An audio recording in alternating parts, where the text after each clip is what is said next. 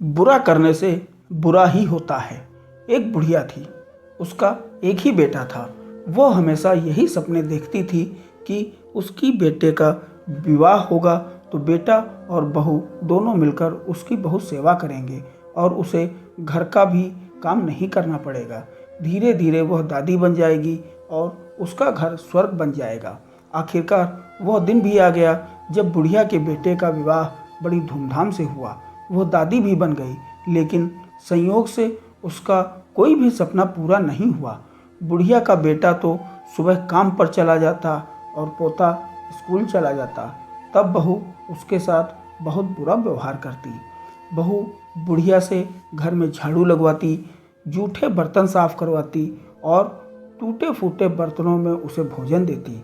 शुरू में तो बहू अपने पति और बेटे के पीछे ही बुढ़िया से झगड़ती थी, लेकिन धीरे धीरे वह अपने पति के सामने भी बुढ़िया का अपमान करने लगी। एक दिन टूटे बर्तनों में बुढ़िया को भोजन करते देखकर उसके बेटे को बहुत दुख हुआ। उसने अपनी माँ का पक्ष लेते हुए अपनी पत्नी को बहुत डांटा। पति पत्नी दोनों में बहुत कहासुनी हो गई। धीरे धीरे बुढ़िया के बेटे ने भी पत्नी का विरोध करना छोड़ दिया। धीरे धीरे पोता बड़ा होने लगा तो वह अपनी माँ का विरोध करने लगा। वह अपनी दादी से बहुत प्यार करता था। अपनी दादी पर माँ द्वारा किए गए अत्याचारों को देखकर उसे बहुत दुख होता था। उसे अपनी दादी से हमदर्दी और सहानुभूति थी। अपनी माँ के डर से वह दादी की कुछ भी मदद नहीं कर पाता था। धीरे धीरे पोता बड़ा हो गया और उसका विवाह भी हो गया। पोते की नई बहू छिप छिप कर अपनी दादी सास पर होते अत्याचारों को चुपचाप देखती रहती थी, लेकिन पतोहू को बुढ़ापे में दादी सास से काम करवाना जरा भी अच्छा नहीं लगता था। जब कभी पतोहू बुढ़िया की काम करने में मदद करती तो उसकी सास उसे खूब डांटती। पतोहू जब कभी दादी सास को रोते हुए देखती तो उसे बहुत दुख होता था। कुछ दिनों बाद बुढ़िया बीमार पड़ गई और परलोक सिधार गई। अब बुढ़िया की बहू पतोहू से ही घर का सारा काम कराती और उसके साथ अभद्र व्यवहार करती।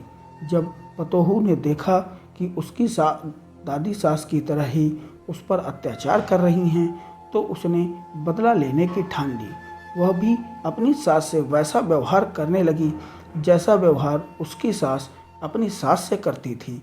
अब तो पतोहू अपनी सास को फूटी थाली में भोजन देने लगी। यह देखकर उसके पति और ससुर ने बहुत विरोध किया। पतोहू ने अपने ससुर और पति से कहा, मेरी दादी सास मेहनती और सीधी थी। जब माताजी उन्हें फूटी थाली में भोजन देती थी तब तुम कुछ क्यों नहीं बोले?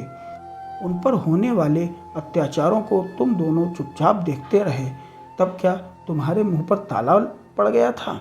यदि किसी ने माताजी की पैरवी की तो मुझसे बुरा कोई न होगा। पतोहू की बातें सुनकर उसका पति और ससुर कुछ नहीं बोले। उन्होंने भी उसका विरोध करना छोड़ दिया।